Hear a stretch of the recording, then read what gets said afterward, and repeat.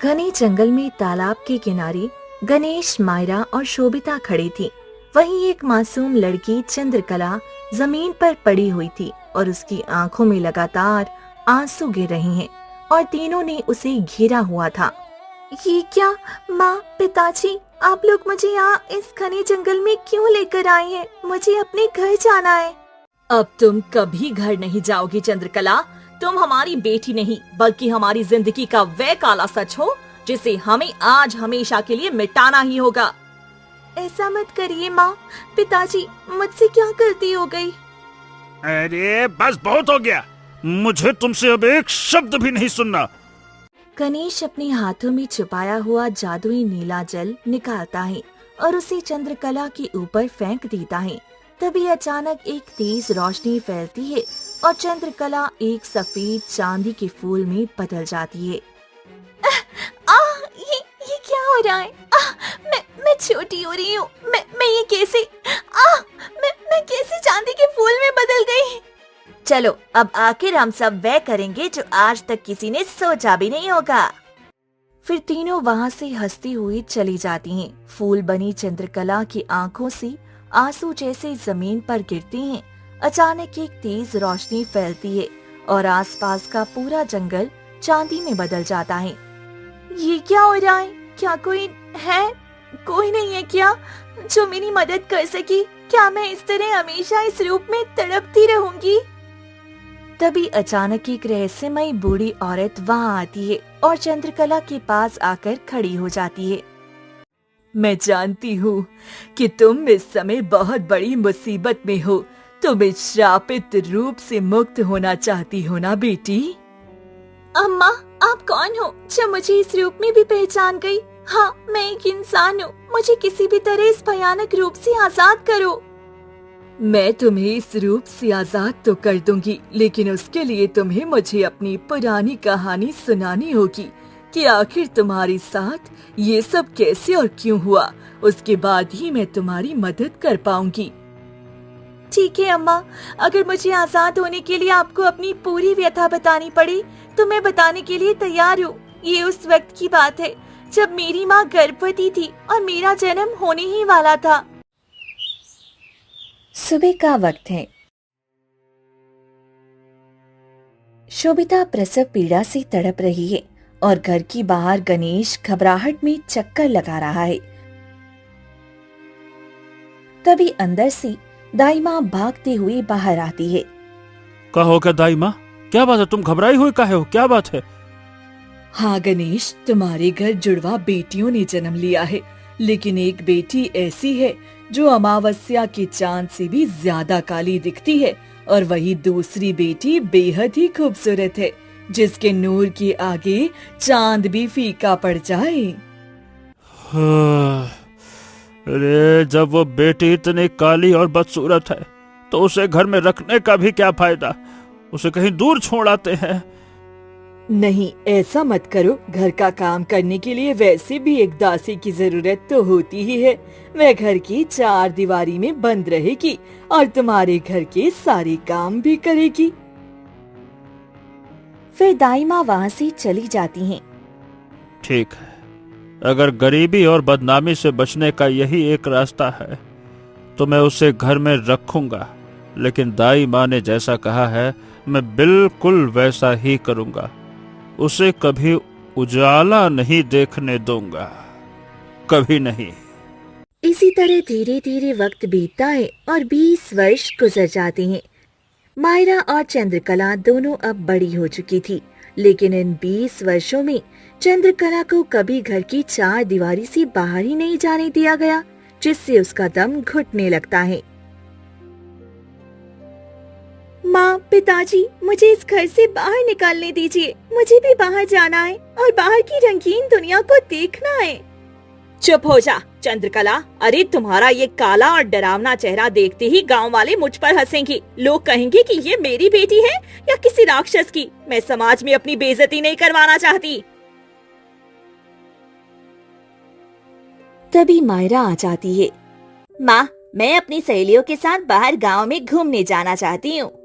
अरे बेटी, ये भी कोई पूछने वाली बात है? तुम तो मेरी लाडली बेटी हो। जाओ और अच्छे से घूम कर आना। मायरा मुस्कुराकर वहाँ से चली जाती है। तभी घर की खिड़की से ये पूरा दृश्य देख रही चंद्रकला की आंखों से लगातार आंसू गिर रही होती हैं। ये सब क्या हो रहा है? आखिर मेरे साथ इतनी बड़ी नाइंसाफी क्यों?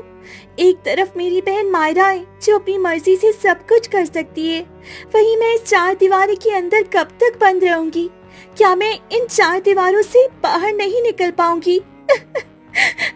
चंद्रकला फूट फूट कर रोने लगती है। ऐसे ही कुछ समय बीत जाता है। एक दिन चंद्रकला सुबह से शाम तक घर का सारा काम करते करते बुरी तरह से थक जाती है। माँ, मैं सुबह से लेकर शाम तक सारा काम करी हूँ। मुझे बस जोर से भूख लगी है। मुझे कुछ खाने को दे दो ना। अरे आज खाना खत्म हो गया है, इसीलिए तुम्हें कुछ भी खाने को नहीं मिलने वाला। अब चुपचाप घर के अंदर बैठो। आज कुछ मेहमान आने वाले हैं तो उनके सामने तुम भूल कर भी मत आना। माँ, आप ऐसा कैसे कर सकती हो? माना कि पिताजी अपनी दोनों बेटियों को बराबर प्यार नहीं करते, पर आप तो मेरी सगी माँ हो। फिर आप सगी माँ होकर मेरे साथ ऐसा कैसे कर सकती हो? मुझे काली लड़कियों से सख्त नफरत है और तुम्हारा ये चेहरा देखकर मुझे तुम बिल्कुल पसंद नहीं हो। समझ गई ना? चंद्रकला रोती हुई घर के अंदर चली जाती है। वहीं दूसरी तरफ मायरा तालाब के किनारे बैठी गौतम से बात कर रही होती है। मायरा, तुम पूरे गांव की सबसे खूबसूरत लड़की हो। मैं तुमसे प्यार करता हूँ और मैं तुमसे ही विवाह करना चाहता हूँ। हाँ गौतम, मैं भी तुमसे बहुत प्रेम करती हूँ, लेकिन मुझे कुछ दिनों का समय और दो, उसके बाद मैं तुमसे ही विवाह करूँगी। दोनों प्यार भरी बातें करने के बाद अपने अपने रास्ते निकल जाते हैं। मायरा जब गांव की तरफ जाने लगती है तो उसे देखकर दो गांव वाले बातें करने लगती हैं।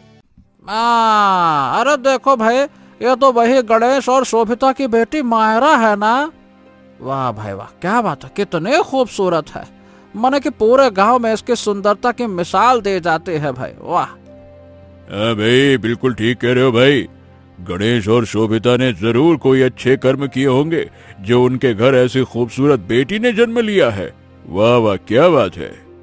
तभी दूर खड़ा गणेश सारी बात सुन लेता है।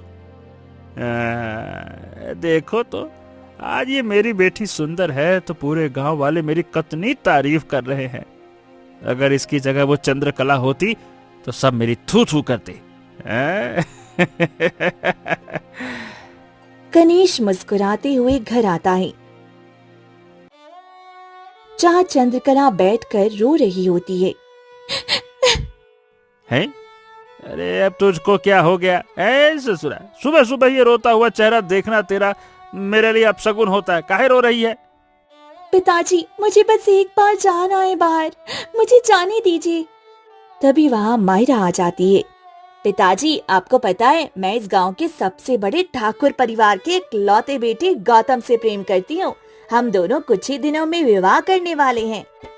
अरे ये तो बहुत ही अच्छा मौका है। तुम इतने बड़े खानदान की बहू बनोगी तो समाज में मेरी इज्जत और बढ़ जाएगी। अगले दिन गौतम मायरा से मिलने उनके घर के पास आता है। वे बाहर खड़ा होकर मायरा के आने का इंतजार करते हुए खिड़की की तरफ देखकर मुस्कुरा रहा होता है, लेकिन खिड़की पर खड़ी चंद्रकला को लगता है कि वह उसे देखकर मुस्कुरा रहा है। ये क्या? ये युवक तो मुझे देखकर मुस्कुरा रहा है। कहीं इसे मुझसे प्रेम तो नहीं हो गया? मैं कई दिनों से देख रही हूँ, ये रोज इसी वक्त यहाँ आकर मेरी खिड़की की तरफ देखता है। क्या सच में ये मुझे पसंद करता है? गौतम वहाँ से चला जाता है। ऐसे ही कई दिन बीत जाते हैं। एक दिन चंद्रकला बाहर जाने का फैसला करती है। नहीं, आज तो मैं अपने इसे दिल की बात कहकर ही रहूंगी। ये रोज मुझे देखकर मुस्कुराता है। आज मुझे किसी भी तरह बाहर निकलना होगा। चंद्रकला चोरी छिपे घर से बाहर निकल आती है और सीधे गौतम के सामने जाकर खड़ी हो जाती है। ये क्या? तुम कौन हो और मेरे सामने इस तरह से क्यों खड़ी हो गई? तुम ये कैसी बातें कर रहे हो? तुम मुझसे प्रेम करते हो ना? मुझसे बात करने के लिए तो तुम रोज यहाँ आते हो और मुझे देखकर मुस्कुराते हो, फिर आज अनजान क्यों बन रहे हो? तुम होश में तो हो? ये कैसी बहकी बहकी बातें कर रही हो? मैंने तुम्हें कब देखा और कब मुस्कुराया है? मैं तो कई दिनों से देख रही हूँ, तुम यहीं खड़े होकर इस खिड़की की तरफ देखकर मुस्कुराते रहते हो।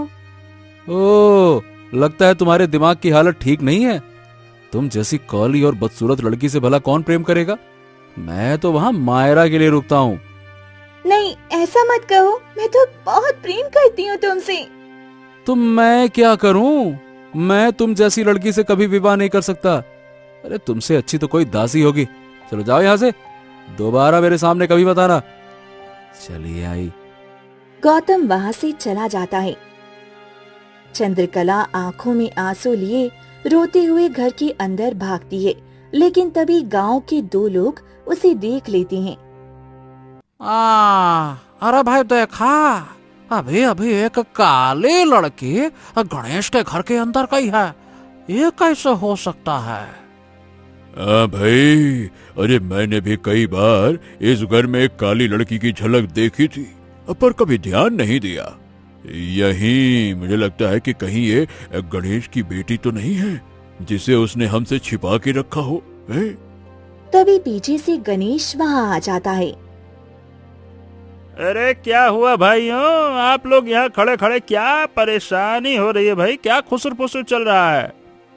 अरे गणेश, तुमने हमसे झूठ बोला भाई। तुम्हारे घर में एक काली लड़के भी है और तुमने हमसे सिर्फ अपनी सुंदर बेटी की बात की।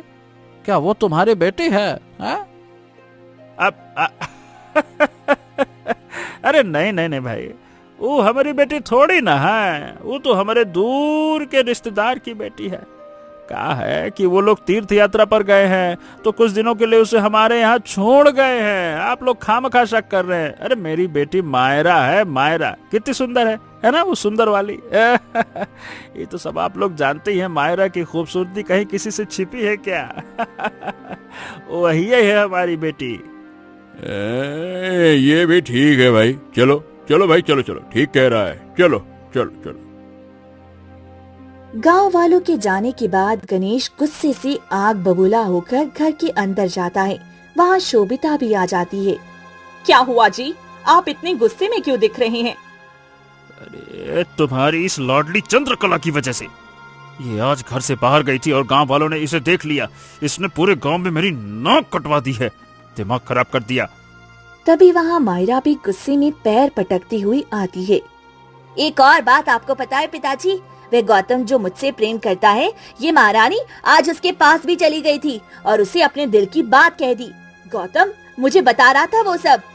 ये लड़की सच में हमारे लिए कलंक बन गई है। अब इसे हमें हमेशा के लिए अपने रास्ते से हटाना ही पड़ेगा। ऐसा मत करो माँ, मुझसे बहुत बड़ी गलती हो गई।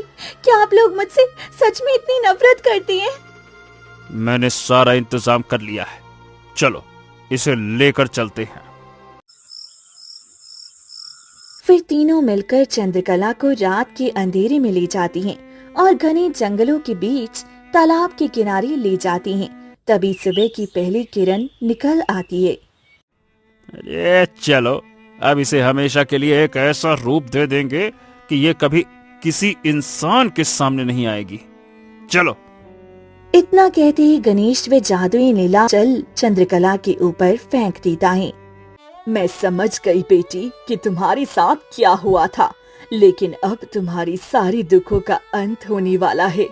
इतना कहते ही बूढ़ी औरत हाथ में डंडा लेकर कुछ मंत्र पढ़ने लगती है। अचानक एक तेज रोशनी फैलती है और पूरा चांदी का जंगल फिर से एक साधारण जंगल में बदल जाता है। वहीं चंद्रकला एक बेहद ही खूबसूरत लड़की के रूप में वापस आ जाती है। ये क्या, मैं तो अभी इतनी काली और बदसूरत थी, लेकिन फिर मैं अचानक इतनी खूबसूरत कैसे बन गई?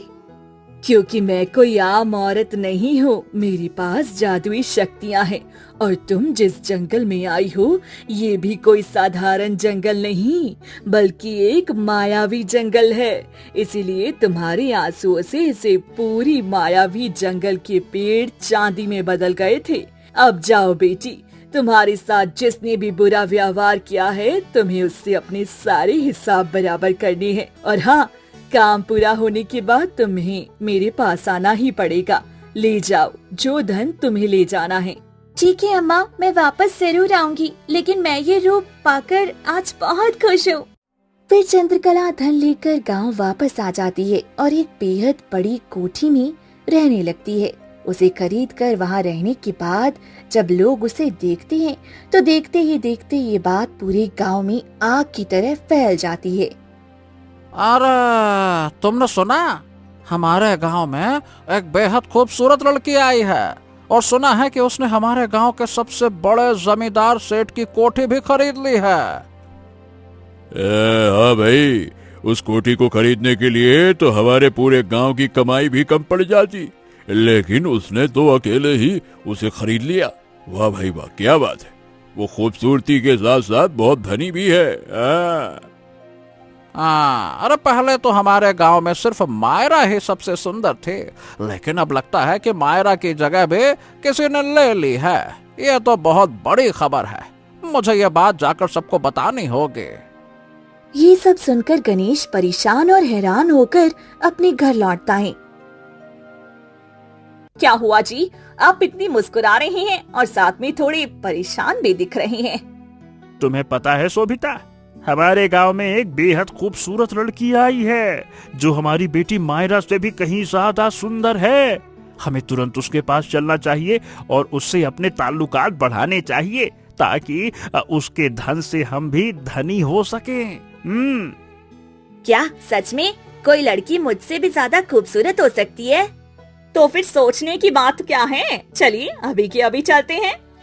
फिर गणेश, शोभिता और मायरा तुरंत वहाँ से निकल पड़ती हैं और उस बड़ी सी कोठी में पहुँच जाती हैं। वहाँ चंद्रकला बेहद खूबसूरत कपड़े पहनकर एक बड़ी सी आसन पर बैठी होती है। वह जैसे ही गणेश, शोभिता और मायरा को देखती है, उसकी आंखों में खुशी की आंसू छलक आते हैं। वह भागते हुए जाकर उनके सामने खड़ी हो जाती है। ये लड़की तो शक्ल सूरत से बिल्कुल मेरी उस काली बेटी चंद्रकला की तरह लग रही है, लेकिन ये इतनी सुंदर कैसे हो गई? माँ, क्या मुझे नहीं पहचानती आप? मैं आपकी वे बेटी चंद्रकला हूँ और पिताजी, मैं आपकी ही बेटी हूँ। क्या बात कर रही है तू? ये कैसे संभव है? अरे तुम्हें तो मैंने अपने हाथों से जंगल में चांदी का फूल बना दिया था, फिर तू वापस इंसान कैसे बन गई? चंद्रकला बिना कुछ छुपाए उन्हें उस मायावी जंगल और बूढ़ी औरत का सारा सच बता देती है। तुम बिल्कुल सही कह रही हो बेटी, मुझे माफ कर दो। हम सबसे बहुत बहुत बड़ी गलती हो गई जो हमने तुम्हें ठुकराया, लेकिन आज हम सब तुम्हें अपनी बेटी के रूप में दिल से अपनाते हैं। हाँ बेटी, सच में तुम मेरी ही सगी बेटी हो। मैंने तुम्हारे साथ अतीत में बहुत गलत किया, जिसके लिए मुझे बहुत अफसोस है, लेकिन अब मैं तुम्हारे साथ रहकर अपने पूरे परिवार के साथ जीवन जीना चाहता हूँ। चंद्रकला, मेरी प्यारी बहन, मुझे माफ कर दो। हमने बचपन में कभी प्यार से बातें नहीं की, लेकिन अब मैं तुम्हारी बड़ी बहन हूँ। क्या हम अब सहेलियों की तरह बातें कर सकते हैं? चंद्रकला उसकी बातों का कोई जवाब नहीं देती और चुपचाप वहाँ से अंदर चली जाती है। मायरा बेटी, इसे थोड़ा वक्त दो, फिर ये भी तुम्हें अपनी बहन मान लेगी। फिर ऐसे ही कुछ समय बीतता है।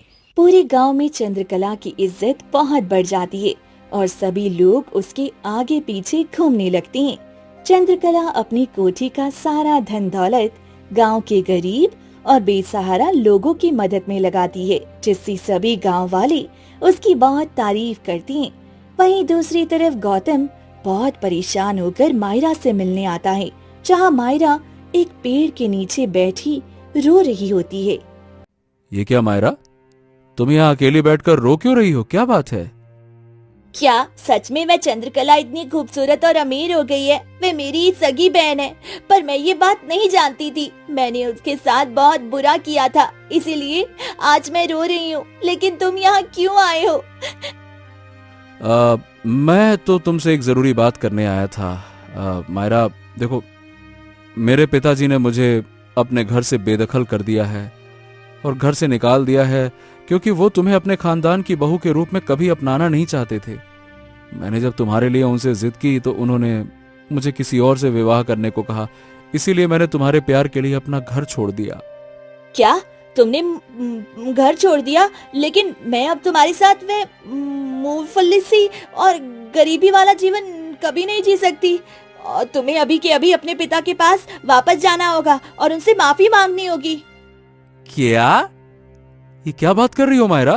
अरे तुम मुझसे सच्चा प्रेम करती हो या मेरे पिता के धन और जमींदारी से? प्रेम से ज्यादा मेरे लिए धन जरूरी है और मुझे ऐशो आराम की जिंदगी चाहिए। अगर तुम्हारे पास धन नहीं होगा और तुम्हारे पिता ने तुम्हें अपनी संपत्ति से बेदखल कर दिया है तो तुम मुझे हमेशा के लिए भूल जाओ। इतना कहकर मायरा गुस्से से वहाँ से चली जाती है और गौतम की आंखों से आंसू झलक आते हैं। ये किस तरह की लड़की है? एक तरफ चंद्रकला थी जो मुझसे निश्चल प्रेम करने के लिए मेरे पास आई थी और मैंने उसे केवल बदसूरत कह के ठुकरा दिया, और एक तरफ ये मायरा है जिसके लिए मैंने अपना सब कुछ दांव पे लगा दिया और आज उसने मुझे धन ना होने के कारण पल भर में ठुकरा दिया। गौतम अपनी गलती पर पछताते हुए रोने लगता है। कुछ दिन और बीत जाते हैं कि अचानक एक रात चंद्रकला का सारा धन दौलत और वह बड़ी कोठी गायब हो जाती है। चंद्रकला फिर से पहले की तरह काली और बदसूरत रूप में आ जाती है। ये देखकर सुबह गणेश और शोभिता की होश उड़ जाती हैं। अरे ये क्या हो गया? यहाँ तो इतनी बड़ी आलीशान कोठी थी, वो अचानक से एक टूटी फूटी झोपड़ी में कैसे बदल गई? और ये चंद्रकला भी फिर से वैसी ही बदसूरत हो गई है। ये क्या चक्कर है? मुझे तो पहले ही शक था, ये सब इतना अचानक कैसे बदल गया। यानी इस लड़की ने जरूर कोई काला जादू या टोटका किया होगा। लेकिन अब मैं इस बदसूरत लड़की के साथ इस टूटी झोपड़ी में एक पल भी नहीं रह सकती। इससे तो अच्छा हमारा अपना पुराना घर ही है। हाँ शोभिता, तुम बिल्कुल ठीक कह रही हो। चलो यहाँ से तुरंत अपने घर चलते हैं, चलो। गणेश और शोभिता चंद्रकला को उसी हाल में छोड़कर वापस अपने घर की तरफ भागने लगती हैं। पता नहीं ऐसा क्यों हुआ, लेकिन माँ पिताजी आप दोनों कहाँ जा रहे हैं? मैं अब तुम जैसी बदसूरत बेटी के साथ नहीं रहना चाहता। नहीं तो। इतना कहकर दोनों वहाँ से चली जाती हैं। तभी चंद्रकला फूट फूट कर रोने लगती है। आखिर कोई माता पिता ऐसे कैसे कर सकती हैं? वे सिर्फ धन के लिए और मेरा सुंदर चेहरा देखकर मेरे पास आए थे, पर जैसे ही मेरी सुंदरता और धन गए उन दोनों ने मुझे ठुकरा दिया। वह परेशान हो जाती है और घने जंगलों की तरफ निकल पड़ती है। वहीं रास्ते में गौतम बेहोश होकर जमीन पर गिरा रहता है। ये क्या हो गया? मुझे इन्हें ठीक करना होगा। तभी चंद्रकला पास की औषधीय पत्तियां तोड़कर उसका रस गौतम को पिलाती है। पूरा दिन सेवा करने के बाद शाम ढलने के साथ ही गौतम की आंखें खुल जाती हैं। मैं कहाँ हूँ? तुम घने जंगल में बेहोश हो गए थे और आज मैंने सुबह से लेकर अब तक तुम्हारी देखभाल की है, तब जाकर तुम्हें होश आया है। शायद तुम तो बहुत सुंदर थी और तुम्हारी चर्चा पूरे गांव में थी। तुम्हारे पास तो बहुत धन था, फिर तुम्हारा ये चेहरा काला कैसे हो गया? तभी चंद्रकला उसे अपनी और अपने परिवार की सारी सच्चाई बता देती है। सच में किस्मत ने तुम्हारे साथ बहुत बुरा किया, और मैं भी जो सुंदरता के पीछे भागता था, उस मायरा ने भी आकर मुझे धन के लिए ठुकरा दिया। लेकिन मैं तुम्हें अपनाना चाहता हूँ। क्या तुम मुझे अपनाओगी? तुम सुंदर नहीं हो और मैं धनवान नहीं हूँ। अगर हम दोनों ने एक दूसरे का साथ दिया तो हमारी जिंदगी अच्छी कटेगी। मुझे पत्नी के रूप में तुम जैसी ही नेक लड़की चाहिए। पर मैं तो अब बदसूरत हूँ। क्या तुम पूरा जीवन मेरे साथ ऐसे ही बिता लोगे? हाँ, तुम्हारा खूबसूरत चेहरा नहीं बल्कि तुम्हारा खूबसूरत दिल मायने रखता है। मैं तुम्हारे इसी खूबसूरत दिल से प्रेम करता हूँ और तुमसे विवाह करने के लिए तैयार हूँ। तभी दोनों पास ही के मंदिर में जाकर विवाह कर लेते हैं। जैसे ही वे विवाह करते हैं, अचानक एक तेज रोशनी के साथ वही बूढ़ी औरत वहाँ आ जाती है। आखिर ये सच हो ही गया। अचानक बूढ़ी औरत मंत्र पढ़ती है, जिससे एक तेज रोशनी फैलती है और चंद्रकला फिर से बेहद खूबसूरत रूप में आ जाती है। ये क्या अम्मा, मैं तो अभी बदसूरत थी, अचानक फिर से इतनी खूबसूरत कैसे हो गई? यही तो मेरी जादुई शक्ति की अंतिम परीक्षा थी। जो इंसान बिना किसी लालच के तुम्हारे इस रूप से प्रेम करेगा, वही इस जादुई रूप और धन का सही अधिकारी होगा। अब जाओ और अपना जीवन खुशी पूर्वक जियो, मेरा कार्य पूरा हुआ। फिर वह बूढ़ी औरत वहाँ से चली जाती है। सच में चंद्रकला, आज मैं बहुत खुश हूँ कि मेरी पत्नी दिल की इतनी अच्छी है। उसके सामने दुनिया की बाकी सभी झूठी शक्तियां हार गई। फिर दोनों खुश होकर वापस उस बड़ी सी कोठी में आ जाती हैं और ठाट बाट से रहने लगती हैं। वहीं दूसरी तरफ गणेश, शोभिता और मायरा अपने ढहे हुए घर के पास बैठकर हाथ मलती रह जाती हैं। मैंने गौतम को ठुकरा दिया और आज वह मेरी बहन से शादी करके राजाओं जैसी जिंदगी बिता रहा है। काश मैंने ऐसा ना किया होता। अरे हम क्या करें? अब हम किस मुंह को लेकर अपनी धनी बेटी के पास वापस जाएं? अरे रे। सच में हम लोग बहुत बुरे माता पिता हैं। अब हम अपनी बेटी के सामने मुंह दिखाने लायक भी नहीं बचे हैं। वे तीनों वहीं बैठकर अपने कर्मों पर पछताने लगती हैं और दूसरी तरफ चंद्रकला अपने पति गौतम के साथ एक सुखद और खुशहाल जीवन जीने लगती है।